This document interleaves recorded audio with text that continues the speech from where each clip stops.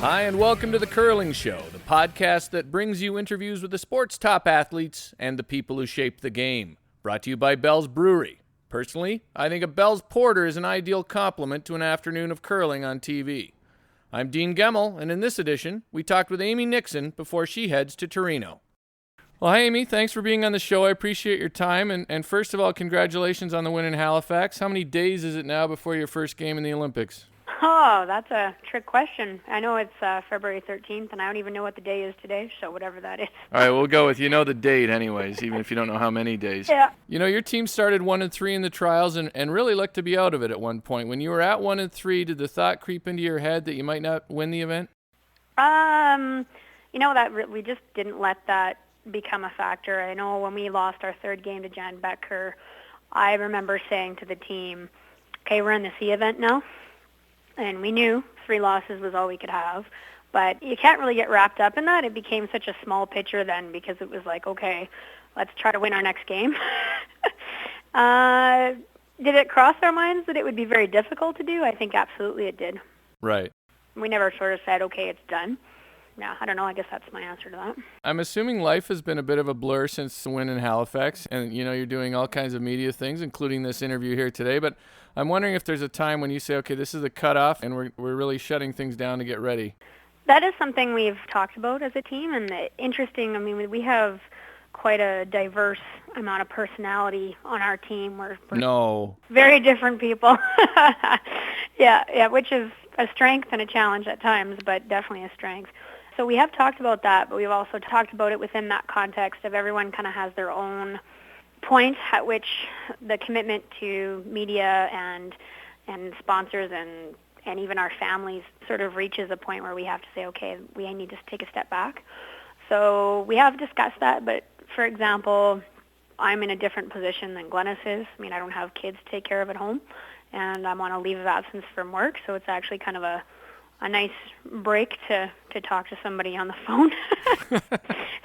So informally, that may happen, but we're just going to kind of play it by ear a little bit. Everyone's kind of got their own little point when that's going to happen. You talk about the diverse personalities on your team, and I think that's certainly something we noticed. But another thing is your dad is one of the more active and engaged coaches. I think he was one of the more active and engaged coaches at the trials of any team.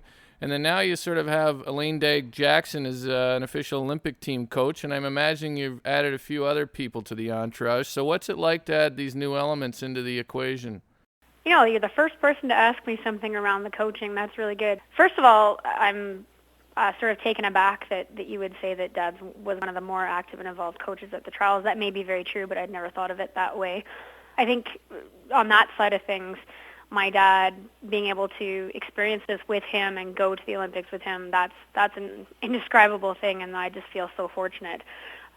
To add Elaine, I think, is a very valuable thing. We were able to travel with Elaine to Switzerland and Italy. We just returned a day and a half ago or something like that. It seems like not very long. And Elaine is very, very experienced at attending these kinds of things, and I've had the pleasure of instructing at her camp in BC as well. So I had a bit of a relationship personally with Elaine, and I was quite happy that she was going to be involved, and she's been very good at sort of staying out of the things that we do already as a team and adding an element, which is very nice.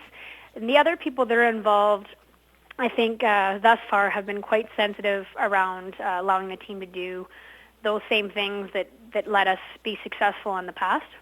And that's the trick, I think, you know? Right. To remember that at the end of this whole thing, it's a sheet of ice and a rock and a broom. And performance really is the most important thing. And it's nice to attend events and talk to the media and be able to speak to people and that kind of a thing. Those are really good bonuses. But I think the Canadian Curling Association and some of the other people involved have done a good job of preparing us for performance and not getting caught up in the business side of things, which could very, very easily take over. So not too many meetings and bureaucratic affairs like that? It's been not bad. I mean, we did go to Winnipeg and played an exhibition game there, and were able to hang out with Gushu's team a little bit, which was good. I think that was a good opportunity. And we ended up sitting through, I think, about 2 days of meetings, which for our team is actually quite onerous, but They are important things to go through. So not too bad, it's part of the deal, and I think it's an awesome opportunity. So if I have to sit through a couple bureaucratic meetings along the way, that's quite okay with me. That's part of the bargain, isn't it? Yeah. You talked about two things you played recently, once in Winnipeg and you were in Berne last week, where Jennifer Jones won and your team failed to qualify. So I guess the question is what went wrong, and then how do you keep poor results from sort of shaking your confidence between now and Torino?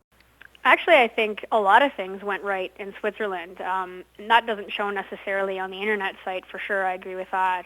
On paper, it was not a successful time, but from our perspective, we got a lot out of that trip. Next time, what I would do differently for sure is have more than one day to try to get over the jet lag. We had one day to get over it and then played 7 to 8 games in 2 days. Right.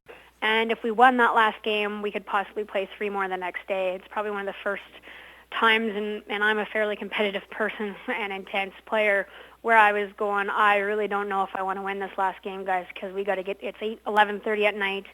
We've been playing since 8 a.m., and we got to play at 8 a.m. again. Sounds like one of those Northern Ontario round-the-clock barn spiels. Well, it actually felt like a summer spiel where you've been drinking. Right. And we weren't drinking, but that's how it feels. Maybe that was the problem. Yeah, maybe it was, yeah. No, I would say no. But Jennifer Jones' team, for example, they were in Paris or France or whatever I think they were over there for 5 days before they started playing. And we were there for a day. Right, that's a big advantage. And I think that makes a substantial difference in where we were at. But it was a great opportunity. I mean, we were able to go to Italy and check out the site in Pinerolo where we'll be competing. And it was the first time that Glenys, our second, left her 5-month-old daughter behind. And that was a tough thing for her and a good thing to do ahead of the Olympics.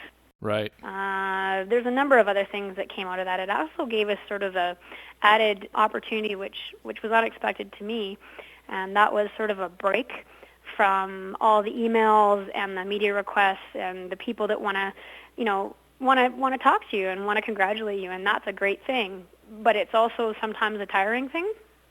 So it was a nice break from that, and it's great to be home and re-energized and excited to talk to people. So there's value in those kinds of things that you can't sort of look at on the internet and say, hey, Clybrink's team is really feeling good about it. But we actually are, I think. I mean, certainly I'm feeling very good about it.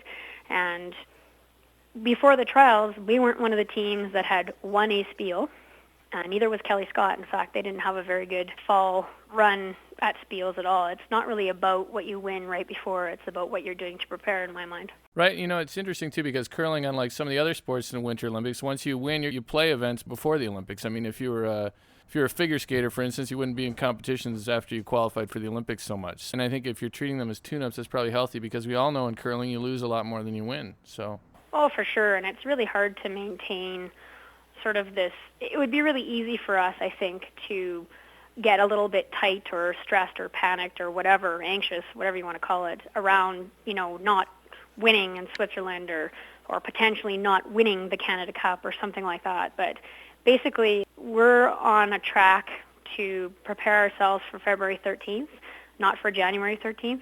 You know what I mean? Right. And that's kind of our focus right now. And certainly we would like to do well at the events. I'm not trying to downplay. I'm not happy with how we did, and I want to go back again and do better. But there's little things like our coach was able to scout some of the other teams. We were able to play some Olympic teams, sit down and talk to them.